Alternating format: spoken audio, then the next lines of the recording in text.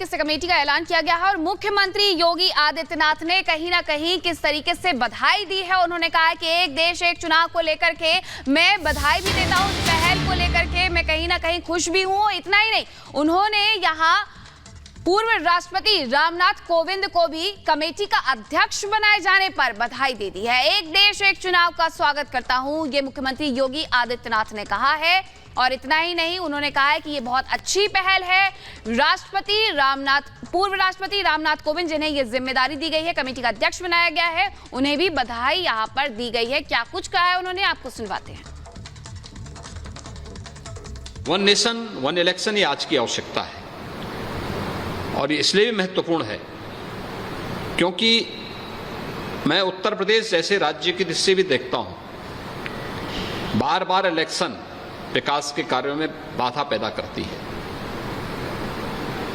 क्योंकि इलेक्शन की एक प्रक्रिया को कम से कम 1.5 महीने का समय लगता है और 1.5 महीने का यह कार्यकाल विकास की सभी प्रक्रिया को या नए नीतिगत निर्णय लेने में, विकास की प्रक्रिया को तेजी से आगे बढ़ाने में कहीं ना कहीं बाधक हो जाती है। इसके लिए आवश्यक है कि लोकसभा, विधानसभा और अन्य सभी प्रकार के इलेक्शन को एक साथ हम आयोजित करें। एक बेहतरीन पहल हुई है, ये न केवल विकास के लिए बल्कि लोकतंत्र की समृद्धि और लोकतंत्र की स्थिरता के लिए, जो प्रत्येक नागरिक के जीवन में खुशहाली लाएगा, उसके लिए यह एक अभिनंदनीय पहल है। मैं इसका स्वागत करता हूं। तो देखिए, वन नेशन वन इलेक्शन का कुछ नेताओं ने जमकर स्वागत किया है तो कुछ ने विरोध भी किया है। अब आपको सुनवाते हैं कि एक तरफ संजय राउत ने किस तरीके से क्या कुछ बयान जारी किया, वहीं देवेंद्र फडणवीस क्या कुछ कह रहे हैं, सुनिए आप। वन नेशन एंड वो क्या होता है भाई? ये देश एक ही है ना, थोड़े अलग अलग देश है।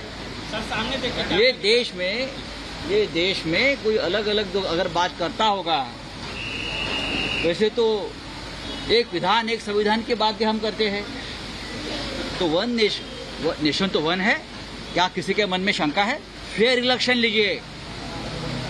फेयर इलेक्शन हमारा नारा है, not one nation one election. We want fair election, जो आज देश में नहीं हो रहा है। और ये फेयर इलेक्शन जो हम मांग रहे हैं, ये टालने के लिए ये वन नेशन वन इलेक्शन का ये फंडा लेकर आए ये मुझे लगता है एक षड्यंत्र है चुनाव आगे ढकलने के लिए। ये लोग चुनाव ही नहीं लेना चाहते। देखिए, वन नेशन वन इलेक्शन ये बहुत ही सही इस प्रकार का प्रस्ताव है।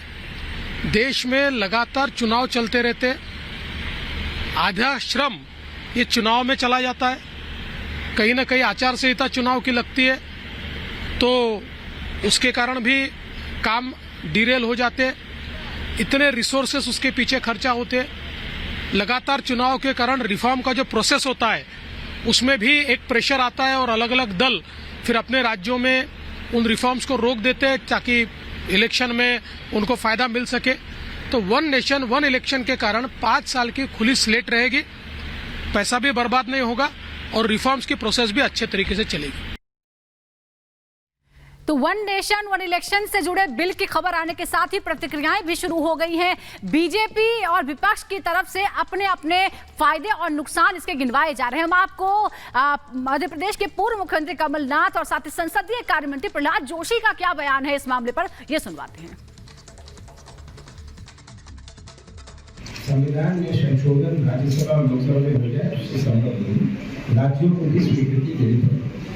पर जो राज्य बीजेपी के हैं वो वहाँ अपनी विधानसभा भंग कर सकते हैं, जैसे कि हरियाणा हो गया, महाराष्ट्र हो गया, ये इनकी सरकार है।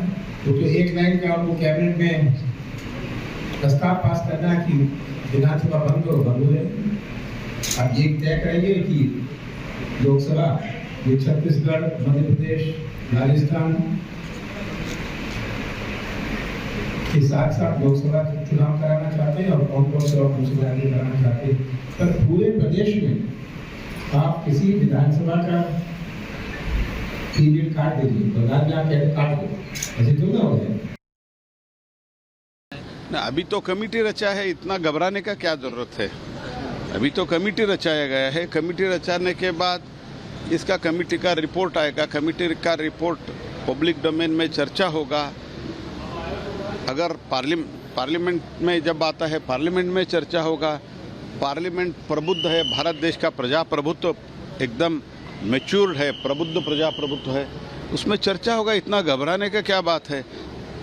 हम देश दुनिया के बहुत बड़ा प्रजाप्रभुत्व, we are the largest democracy of the world.